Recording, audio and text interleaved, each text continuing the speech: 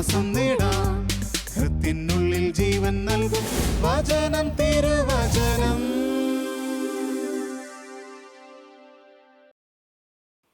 യേശുവിൽ ഏറ്റവും പ്രിയപ്പെട്ട എൻ്റെ സഹോദരി സഹോദരന്മാരെ, കർത്താവായ യേശു ക്രിസ്തുവിൻ്റെ ഉയർപ്പ് തിരുനാളിൻ്റെ എല്ലാ ആശംസകളും ഞാൻ ആദ്യമേ തന്നെ ആശംസിക്കുന്നു. യേശു ക്രിസ്തു ഉയർത്തെഴുന്നേറ്റു എന്നതാണല്ലോ നമ്മുടെ സന്തോഷത്തിൻ്റെ അടിസ്ഥാനം. പൗലോസ് അപ്പോസ്തലൻ പറയുന്നുണ്ട്, യേശു ക്രിസ്തു ഉയർത്തെഴുന്നിട്ടില്ല എങ്കിൽ എൻ്റെ പ്രസംഗം വ്യർത്ഥമാണ്, ഞാൻ പ്രസംഗിക്കുന്നത് വെറുതെയാണ്. പ്രിയപ്പെട്ടവരെ, യേശു പലരെയും ഉയർപ്പിച്ചിട്ടുണ്ട്. എന്നാൽ അങ്ങനെ ഉയർത്തവരെല്ലാം വീണ്ടും മരിക്കേണ്ടി വന്നു.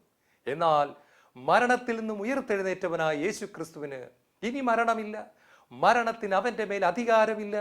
ജീവിക്കുന്നവനായ അവൻ എന്നേക്കും നമുക്ക് വേണ്ടി മധ്യസ്ഥം വഹിക്കുന്നു. ഹല്ലേലൂയ. മരണമാണ് മനുഷ്യനെ ഏറ്റവും കൂടുതൽ ഭയപ്പെടുത്തുന്നത്. ഈ ഭയത്തെ ഇല്ലാതാക്കി കാണിക്കാൻ യേശു ക്രിസ്തു ഉയർത്തെഴുന്നേറ്റുകൊണ്ട് നമ്മോട് പറയുന്നു, ഞാൻ ഉയർത്തെഴുന്നേറ്റതുപോലെ എൻ്റെ ശരീരത്തിൻ്റെ ഭാഗമായ നിങ്ങൾ ഓരോരുത്തരും ഒരു ദിവസം ഉയർത്തെഴുന്നേൽക്കും മക്കളെ. നിത്യത മുഴുവൻ നിങ്ങൾ എന്നോടുകൂടി ആയിരിക്കും. അതിനാൽ മരണത്തെ നിങ്ങൾ ഭയപ്പെടരുത് എന്ന് യേശു ക്രിസ്തു നമ്മോട് ഉറപ്പിച്ച് പറയുകയാണ്. ഉയർത്തെഴുന്നേറ്റ യേശു ക്രിസ്തു നമുക്ക് തരുന്ന രണ്ട് സമ്മാനങ്ങളാണ്. ഒന്ന് സുവിശേഷം, രണ്ട് പരിശുദ്ധാത്മാവ്. നിങ്ങൾ ലോകമെങ്ങും പോയി എല്ലാ സൃഷ്ടികളോടും സുവിശേഷം പ്രസംഗിക്കുവിൻ. ദൈവത്തിൻ്റെ വചനം പുതിയ നിയമത്തിൻ്റെ അടിസ്ഥാനത്തിൽ സകല സൃഷ്ടികളോടും പ്രസംഗിക്കപ്പെടണം. ഇത് ദൈവത്തിൻ്റെ മനസ്സാണ്. രണ്ടാമതായി അവിടെ തന്ന വാഗ്ദാനം പരിശുദ്ധാത്മാവാണ്.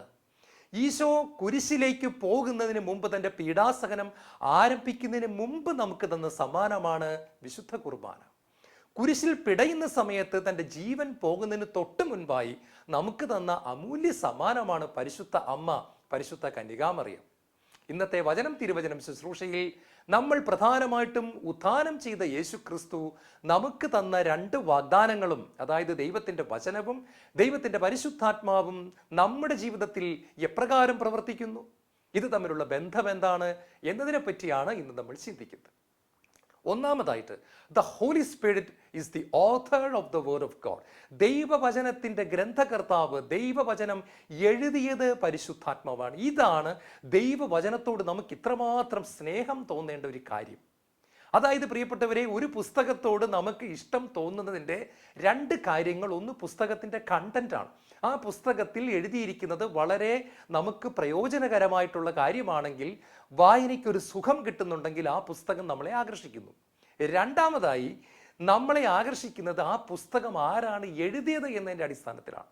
ഉദാഹരണമായിട്ട് പറഞ്ഞാൽ, എനിക്ക് ബഹുമാനപ്പെട്ട മാത്യു നായ്ക്കമ്പറമ്പിലച്ചനെ വളരെ ഇഷ്ടമാണ്. കാരണം കേരള സഭയിലേക്ക് പരിശുദ്ധാത്മാവിൻ്റെ നവീകരണത്തിൻ്റെ കൊടുങ്കാറ്റ് കൊണ്ടുവരുവാൻ പരിശുദ്ധാത്മാവ് കരങ്ങളിലെടുത്ത രണ്ട് വ്യക്തികളാണ് ബഹുമാനപ്പെട്ട നായ്ക്കമ്പറമ്പിലച്ചനും ബഹുമാനപ്പെട്ട പനക്കലച്ചനും എന്ന് നമുക്കറിയാം. 1990-കളിൽ ലോകത്തിൻ്റെ മനുഷ്യനായിട്ട് ജീവിച്ചിരുന്ന എന്നെ ദൈവത്തിൻ്റെ മകനാക്കി മാറ്റാൻ ദൈവം തിരഞ്ഞെടുത്ത ഒരു ഉപകരണമാണ് ബഹുമാനപ്പെട്ട മാത്യു നായ്ക്കമ്പറമ്പിലച്ചൻ.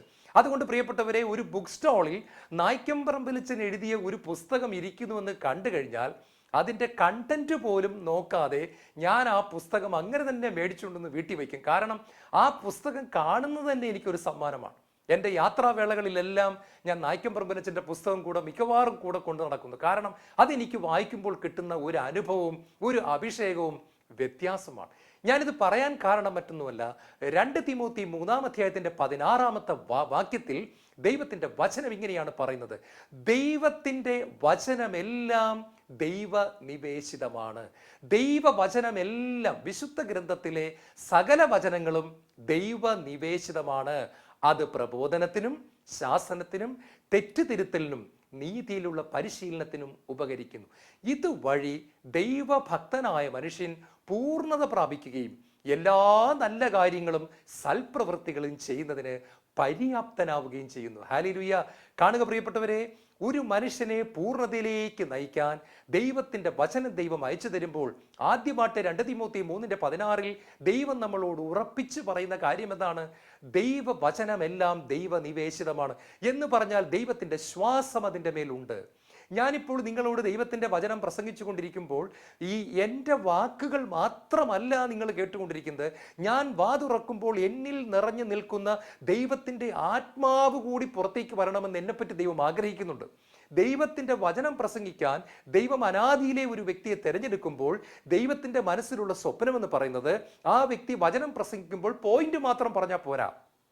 ആ വ്യക്തി വചനം പ്രസംഗിക്കുമ്പോൾ ദൈവത്തിൻ്റെ ശ്വാസം പുറത്തേക്ക് വരണം, ദൈവത്തിൻ്റെ റൂഹ പുറത്തേക്ക് വരണം. ഇതാ പറയുകയാണ്, ദൈവവചനമെല്ലാം ദൈവത്തിൻ്റെ ശ്വാസമുള്ളതാണ്.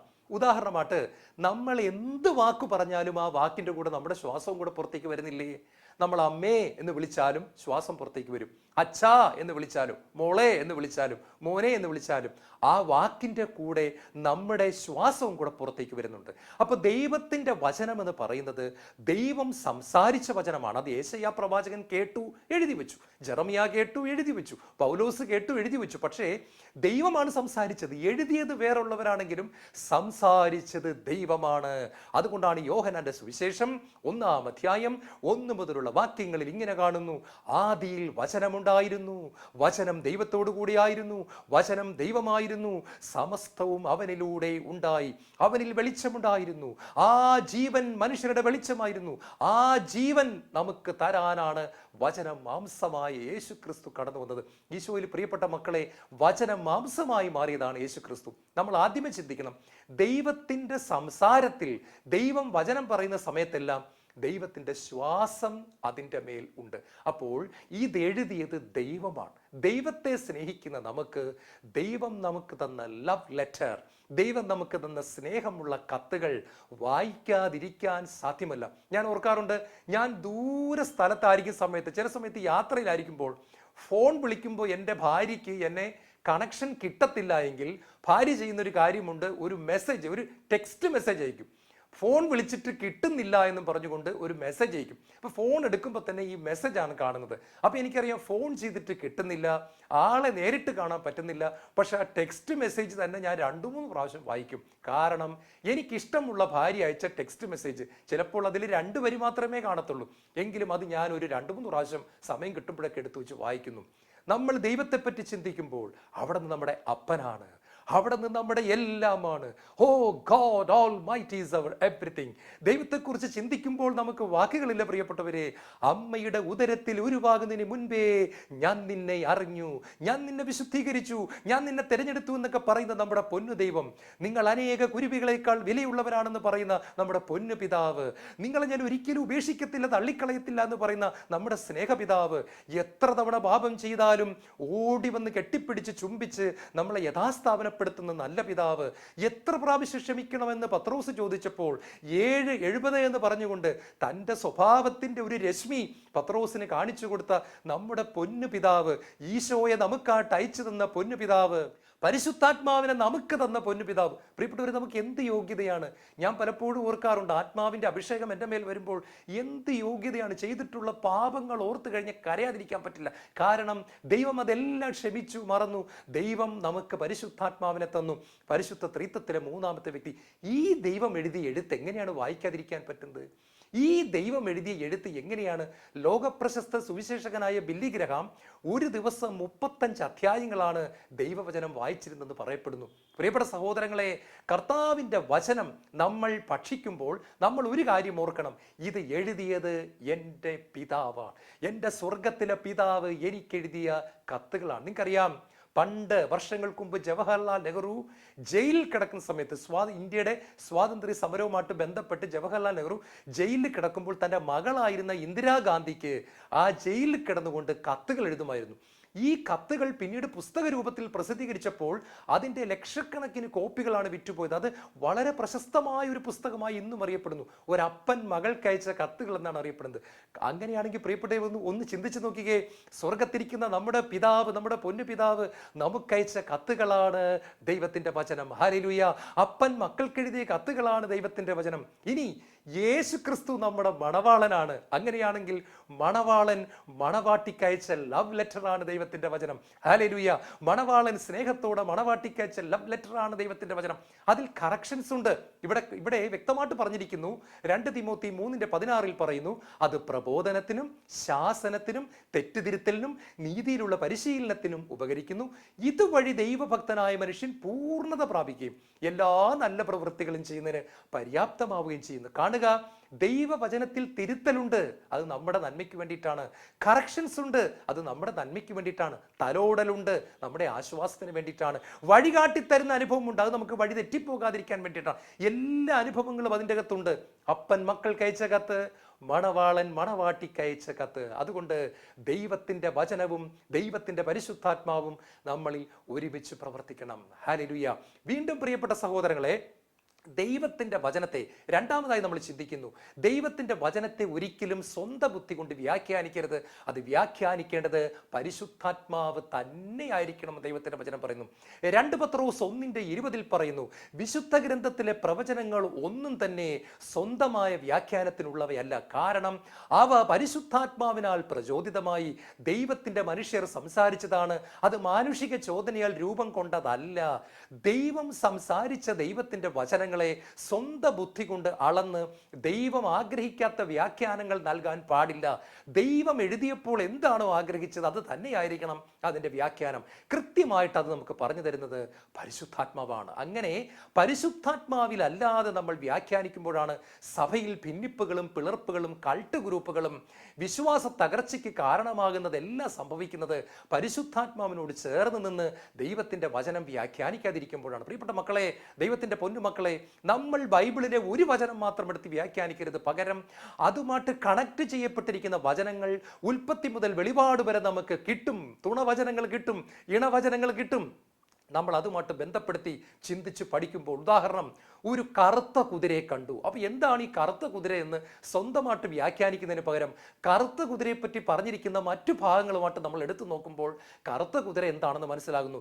ഇനി വെള്ളം എന്താണെന്ന് പെട്ടെന്ന് മനസ്സിലാക്കാത്ത സമയത്ത് ഈ വെള്ളവുമായിട്ട് ബന്ധപ്പെട്ട ഭാഗങ്ങൾ നമ്മൾ പരിശോധിക്കുമ്പോൾ ദൈവം ഉദ്ദേശിക്കുന്നത് എന്താണെന്ന് മനസ്സിലാകുന്നു. എന്താണ് വാള് എന്ന് നമുക്ക് മനസ്സിലാകാതിരിക്കുമ്പോൾ വാളുമായിട്ട് ബന്ധപ്പെട്ട ഭാഗങ്ങൾ, ഞാൻ ഉദാഹരണം പറഞ്ഞതേ ഉള്ളൂ. നമുക്കിങ്ങനെ ദൈവത്തിൻ്റെ വചനത്തെ മനസ്സിലാക്കുവാനായിട്ട് സാധിക്കും. സ്വന്തം ബുദ്ധി കൊണ്ടല്ല, പരിശുദ്ധാത്മാവിനാൽ നമ്മൾ പ്രചോദിതമായി വ്യാഖ്യാനിക്കപ്പെടണം. മൂന്നാമതായിട്ട്, പരിശുദ്ധാത്മാവ് എപ്പോഴും നമ്മളെ ദൈവവചനത്തിലേക്ക് നയിക്കുന്നു. യോഹന്നാന്റെ സുവിശേഷം 17-ാം അധ്യായം 17-ാം വാക്യം പറയുന്നു, പിതാവേ, അങ്ങയുടെ വചനത്താൽ അവരെ വിശുദ്ധീകരിക്കണമേ, അവിടുത്തെ വചനമാണ് സത്യം. ഓ, ദൈവത്തിൻ്റെ വചനമാണ് സത്യം. എന്താണ് കള്ളം, എന്താണ് സത്യമെന്നറിയാതെ നമ്മൾ വിഷമിക്കുമ്പോൾ, ഏത് തിരഞ്ഞെടുക്കണമെന്നറിയാതെ നമ്മൾ ഭാരപ്പെടുമ്പോൾ, യേശു ക്രിസ്തുവിൻ്റെ അധരങ്ങളിൽ നിന്ന് പുറപ്പെടുന്ന വചനം യോഹന്നാൻ 17:17 പറയുന്നു, അവിടുത്തെ വചനമാണ് സത്യം. ഈ വചനത്തിലേക്കാണ് എന്നും പരിശുദ്ധാത്മാവ് നമ്മളെ കൂട്ടിക്കൊണ്ടുവരുന്നത്. കാരണം വചനത്തിൽ നിന്നും മാറി നമ്മൾ എങ്ങോട്ട് പോയാലും നമുക്ക് തെറ്റ് പറ്റാനുള്ള ഒരു സാധ്യതയുള്ളത് കൊണ്ട് പരിശുദ്ധാത്മ തങ്കപ്രാവ് എപ്പോഴും നമ്മളെ ചിറകിൻ്റെ താഴെ വെച്ച് കൊണ്ടുപോകുന്നത് ദൈവത്തിൻ്റെ വചനത്തിലേക്കാണ്. അതുകൊണ്ടാണ് കൊളോസ്യർക്ക് എഴുതിയ ലേഖനം 3-ാം അധ്യായത്തിൻ്റെ 16-ാം വാക്യത്തിൽ പറയുന്നു, ക്രിസ്തുവിൻ്റെ വചനം നിങ്ങളിൽ സമൃദ്ധമായി വസിക്കട്ടെ. ഞാനും എൻ്റെ ഭാര്യയും എൻ്റെ മോളും വീട്ടിൽ വസിക്കുന്നു. നിങ്ങൾ നിങ്ങളുടെ കുടുംബത്തോടൊപ്പം വീട്ടിൽ വസിക്കുന്നു. അമ്മ കൂടെ വസിക്കുന്നു, അപ്പൻ കൂടെ വസിക്കുന്നു, വല്യപ്പച്ചൻ കൂടെ വസിക്കുന്നു, വല്യമ്മച്ചി കൂടെ വസിക്കുന്നു. ഈ അനുഭവങ്ങളൊക്കെ നമുക്ക് പറയാനായിട്ടുണ്ടായിരിക്കും. എന്താണ് വസിക്കുക എന്ന് പറഞ്ഞാൽ, പുറത്തിറങ്ങി പോകാതെ നമ്മൾ വീട്ടിൻ്റെ അകത്ത് വീടിനെ സ്വന്തമാക്കി, വീട് നമ്മളെയും സ്വന്തമാക്കി, നമ്മൾ വീടിനെയും സ്വന്തമാക്കി വസിക്കുന്ന ഒരു അവസ്ഥ. അങ്ങനത്തെ ഒരു ആത്മബന്ധത്തിൽ താമസിക്കുന്നതിനാണ് വസിക്കുക എന്ന് പറയുന്നത്. പ്രിയപ്പെട്ട സഹോദരങ്ങളെ, ഇവിടെ കർത്താവിൻ്റെ വചനത്തെ നമ്മൾ ഒരു വിസിറ്ററായിട്ട് കാണരുത്. അതായത് വന്നും പോയിരിക്കുന്ന ഒരു ഗസ്റ്റായിട്ട് കാണരുത്, ഒരു വിസിറ്ററായിട്ട് കാണരുത്, ഒരു സന്ദർശകനായിട്ട് കാണരുത്. പകരം ദൈവത്തിൻ്റെ വചനം നമ്മുടെ വീട്ടിൽ വന്ന് കോളിംഗ് ബെൽ അടിക്കാൻ സമ്മതിക്കരുത്. പകരം ദൈവത്തിൻ്റെ വചനം നമ്മുടെ വീട്ടിൽ താമസിക്കണം. ഞാനാകുന്ന ഭവനത്തിൽ, നിങ്ങളാകുന്ന ഭവനത്തിൽ ദൈവത്തിൻ്റെ വചനം താമസിക്കണം. നമ്മുടെ ഭവനത്തിലെ ഓരോ മുറികളിലും ദൈവത്തിൻ്റെ വചനം താമസിക്കണം. കണ്ണാകുന്ന മുറിയിൽ, കാതുകളാകുന്ന മുറിയിൽ, നാവാകുന്ന മുറിയിൽ ദൈവത്തിൻ്റെ വചനം താമസിക്കണം. വികാരങ്ങളാകുന്ന മുറിയിൽ ദൈവത്തിൻ്റെ വചനം താമസിക്കണം. ചിന്തകൾ, ഭാവനകൾ, ആ മുറികളിൽ ദൈവത്തിൻ്റെ വചനം താമസമുറപ്പിക്കണം. എല്ലാ മേഖലയിലും സകല മുറികളിലും ദൈവത്തിൻ്റെ വചനം വസിക്കണം. അതുകൊണ്ടാണ് കൊളോസോസ് 3:16 പറയുന്നു, ക്രിസ്തുവിൻ്റെ വചനം നിങ്ങളിൽ വസിക്കട്ടെ എന്നല്ല, സമൃദ്ധമായി വസിക്കട്ടെ. ഒരു അബൻഡൻസ്, ഒരു സമൃദ്ധിയെ ദൈവം കാണിക്കുകയാണ്.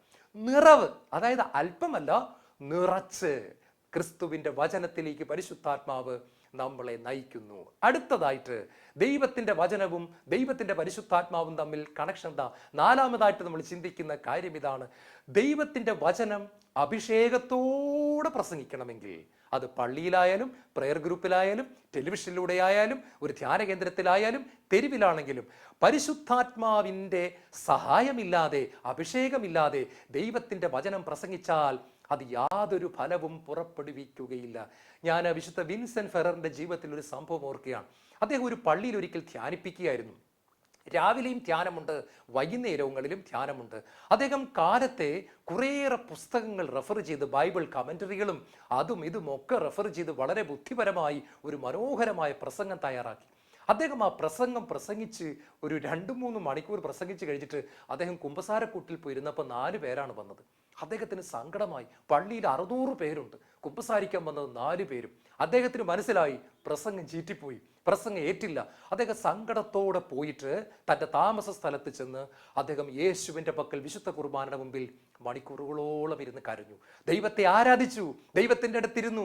മുല്ലപ്പൂമ്പൊടി ഏറ്റുകിടക്കും കല്ലിനുമുണ്ട് ഒരു സൗരഭ്യം എന്ന് പറഞ്ഞതുപോലെ വിശുദ്ധ കുർബാനയുടെ അടുത്തിരുന്ന വിശുദ്ധ വിൻസെന്റ് ഫെററിലേക്ക് വിശുദ്ധ കുർബാനയുടെ അഭിഷേകം പകരപ്പെട്ടു, സുഗന്ധം പകരപ്പെട്ടു, ശക്തി പകരപ്പെട്ടു, ചൈതന്യം പകരപ്പെട്ടു.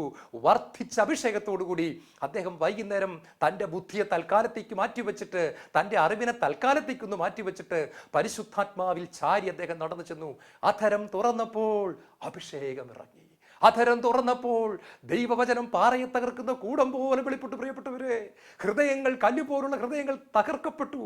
കൂടം കൊണ്ടടിച്ച് തകർക്കപ്പെടുന്നത് പോലെ ജനങ്ങൾ വാവിട്ട് നിലവിളിച്ചു. പള്ളി മുഴുവൻ കൂട്ടമാനസാന്തരമായി.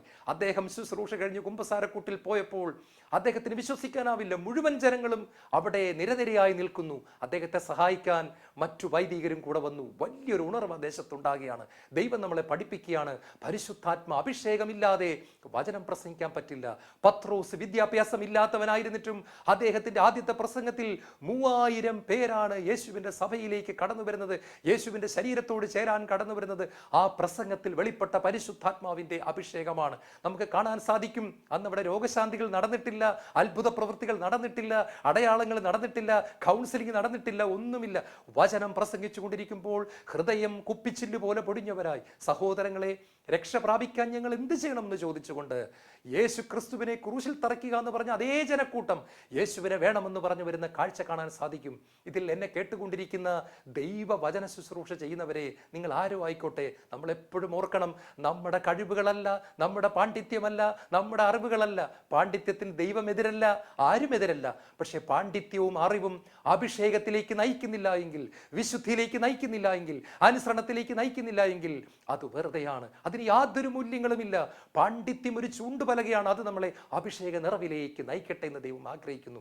പ്രിയപ്പെട്ട സഹോദരങ്ങളെ, വചനവും പരിശുദ്ധാത്മാവും തമ്മിലുള്ള ബന്ധം നിങ്ങൾക്ക് കുറച്ചുകൂടി വ്യക്തമായി മനസ്സിലാകുന്നു എന്ന് ഞാൻ ചിന്തിക്കുകയാണ്. വീണ്ടും മനുഷ്യ ഹൃദയങ്ങളെ രൂപാന്തരപ്പെടുത്താൻ പരിശുദ്ധാത്മാവ് ഇന്നും ഉപയോഗിക്കുന്ന ഏറ്റവും വലിയ ആയുധം ദൈവത്തിൻ്റെ വചനം തന്നെയാണ്. ഹെബ്രായ ലേഖനം 4-ാം അധ്യായത്തിന്റെ 12-ാമത്തെ തിരുവചനം പറയുന്നു, ദൈവത്തിൻ്റെ വചനം സജീവവും ഊർജ്ജസ്വലവുമാണ്, അത് ഇരുതല വാളിനേക്കാൾ മൂർച്ചേറിയതും സന്ധിബദ്ധങ്ങളിൽ തുളച്ചു കയറി ഹൃദയത്തിൻ്റെ വിചാരങ്ങളെയും വികാരങ്ങളെയും വിവേചിച്ചറിയുന്നതുമാണ്.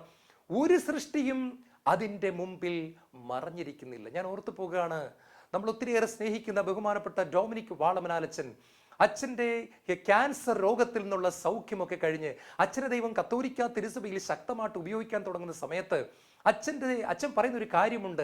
ആദ്യ നാളുകളിൽ അച്ഛന് ദർശനപരം ഉണ്ടായിരുന്നില്ല, അച്ഛന് ദൈവിക രഹസ്യങ്ങൾ വെളിപ്പെട്ട് കിട്ടുമായിരുന്നില്ല.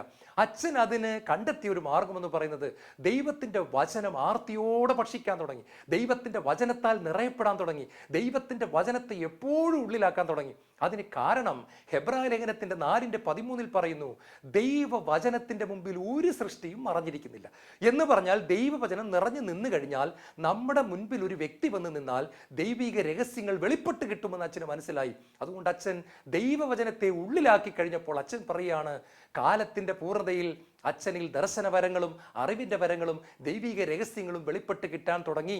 അതിന് കാരണമായി തീർന്നത് അച്ഛൻ ദൈവത്തിൻ്റെ വചനത്തെ ഉള്ളിലാക്കിയതുകൊണ്ടാണ്. പ്രിയപ്പെട്ട മക്കളെ, എല്ലാ സഹനങ്ങളെക്കാളും അധികമായി ഉപരിയായി ദൈവം നമ്മളെ കറക്റ്റ് ചെയ്യാൻ ഉപയോഗിക്കുന്ന, അല്ലെങ്കിൽ പ്രൂൺ ചെയ്യാൻ ഉപയോഗിക്കുന്ന, നമ്മളെ വെട്ടിയൊരുക്കാൻ ഉപയോഗിക്കുന്ന ഉപകരണം ഏതാണെന്ന് ചോദിച്ചാൽ അത് ദൈവത്തിൻ്റെ വചനമാണ്. നമ്മൾ ദൈവത്തിൻ്റെ വചനം വായിക്കുമ്പോഴാകട്ടെ, പ്രസംഗം കേട്ടുകൊണ്ടിരിക്കുമ്പോഴാകട്ടെ, നമ്മളിലുള്ള പാപത്തിൻ്റെ ട്യൂമറുകളെ, പാപത്തിൻ്റെ ക്യാൻസറിനെ, പാപത്തിൻ്റെ വളർച്ചകളെ മുറിച്ചു മാറ്റുന്ന ലേസർ രശ്മിയേക്കാൾ വളരെയധികം ശക്തിയുള്ള കർത്താവിൻ്റെ വചനം, O the powerful anointed word of God, ദൈവത്തിൻ്റെ വചനം, everlasting word of God, O never changing word of God, ദൈവത്തിൻ്റെ വചനം, ദൈവത്തിൻ്റെ പൊന്നുവചനം, നമ്മളെ വിശുദ്ധരാക്കുന്ന ദൈവത്തിൻ്റെ വചനം, നമ്മളെ രൂപാന്തരപ്പെടുത്തുന്ന ദൈവത്തിൻ്റെ വചനം, നമ്മളെ യേശുവിനോട് അനുരൂപപ്പെടുത്തുന്ന ദൈവത്തിൻ്റെ വചനം, എല്ലാ ദിവസവും നമ്മളിലുള്ള ആവശ്യമില്ലാത്തത് വെട്ടിക്കളയുന്ന ദൈവത്തിൻ്റെ വചനം, നമ്മൾ നഖമൊക്കെ നെയിൽ കട്ടർ വെച്ച് വെട്ടിക്കളയുന്നത് പോലെ എല്ലാ ആവശ്യമില്ലാത്ത വളർച്ചകളെയും വെട്ടിക്കളഞ്ഞ്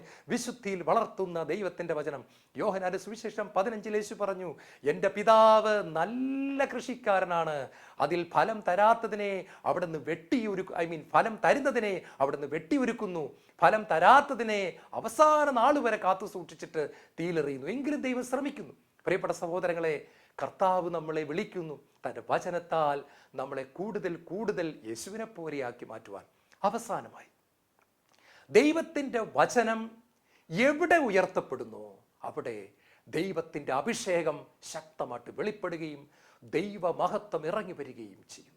ഇത് വലിയൊരു അത്ഭുതമാണ്. കാരണം പിതാവായ ദൈവം പുഞ്ചിരിക്കുന്നത് ഈശോ എന്ന നാമം കേൾക്കുമ്പോഴാണ്. മാലാഖമാർ ചിറക് വിടർത്തി ആരാധിക്കുന്നത് ഈശോ എന്ന നാമം കേൾക്കുമ്പോഴാണ്. തൻ്റെ പിതാവ് നമുക്ക് തന്ന സ്നേഹ സമ്മാനമായ യേശുവിനെ മക്കളായി നമ്മൾ ഉയർത്തുന്നത് പോലെ സന്തോഷമുള്ള ഒരു കാര്യം സ്വർഗത്തിലെ അപ്പനില്ല. അതുകൊണ്ട് യേശുവേ എന്ന് വിളിച്ച് നമ്മൾ യേശുവിനെ ഉയർത്തുമ്പോൾ ആത്മാവിൻ്റെ അഭിഷേകം കടന്നു വരുന്നു. റോമാലേഖനം 10:12 പറയുന്നു, കർത്താവിൻ്റെ നാമം വിളിച്ചപേക്ഷിക്കുന്നവരുടെ മേൽ അവിടുന്ന് തൻ്റെ സമ്പത്ത് വർഷിക്കുന്നു. ഈ സമ്പത്ത് പരിശുദ്ധാത്മാവാണ്. 1990കളിൽ നായ്ക്കമ്പറമ്പലച്ചൻ്റെ കൺവെൻഷനുകളിൽ ലക്ഷക്കണക്കിന് ജനങ്ങൾ വരുന്ന കാഴ്ച നമ്മൾ കണ്ടു. തളർവാദ രോഗികൾ എഴുന്നേറ്റോടി, അന്ധന്മാർ കണ്ടു, ചെകിടന്മാർ കേട്ടു, ക്യാൻസറുകൾ സുഖപ്പെട്ടു. അന്ന് കേരളത്തിൽ ഉണ്ടായിരുന്ന, ഇന്നും ആ മാഗസിൻ ഉണ്ട്, ആ സെക്യുലർ മാഗസിൻ അച്ഛനുമായിട്ടൊരു ഇന്റർവ്യൂ നടത്തിയത് ഞാൻ വായിച്ചു ഓർക്കുന്നു. അതൊരു ക്രൈസ്തവ പ്രസിദ്ധീകരണം പോലുമല്ല. അവർ അച്ഛനോട് ചോദിച്ചു, അച്ഛാ, ഈ അച്ഛൻ്റെ ശുശ്രൂഷകളുടെ ഞങ്ങൾ കാണുന്നൊരു പ്രത്യേകത ശക്തമായ അത്ഭുതങ്ങളും അടയാളങ്ങളുമാണ്. എന്താണ് അച്ഛൻ കൈ ഉയർത്തുമ്പോൾ തളർവാദ രോഗികൾ എഴുന്നേറ്റ് പോകുന്നത്? അച്ഛൻ പ്രസംഗിക്കുമ്പോൾ അത്ഭുതം സംഭവിക്കാൻ കാരണം എന്താ? അച്ഛൻ പറഞ്ഞു, സഹോദരങ്ങളെ, എനിക്കൊരു പ്രത്യേകതയുമില്ല. ഞാൻ യേശു ക്രിസ്തുവിനെ ഉയർത്തുന്നു. ഞാൻ യേശുവിനെ ഉയർത്തുമ്പോൾ പരിശുദ്ധാത്മാവ് സ്വർഗത്തുനിന്ന് പറന്നിറങ്ങുന്നു. ഹല്ലേലൂയ. ഞാൻ യേശുവിനെ ഉയർത്തുമ്പോൾ ആത്മാവ് പറന്നിറങ്ങുന്നു. യേശു ക്രിസ്തുവിനെ ആര് മഹത്വപ്പെടുത്തിയാലും ആ മഹത്വപ്പെടുത്തുന്നത് സത്യമാണ് എന്ന് തെളിയിക്കേണ്ട ഒരു ബാധ്യത സ്വർഗത്തിനുള്ളതിനാൽ അത്ഭുതങ്ങളുടെയും അടയാളങ്ങളുടെയും അകമ്പടിയോടുകൂടി എൻ്റെ ശുശ്രൂഷയെ ദൈവം മാനിക്കുന്നു. അത്രയേ ഉള്ളൂ.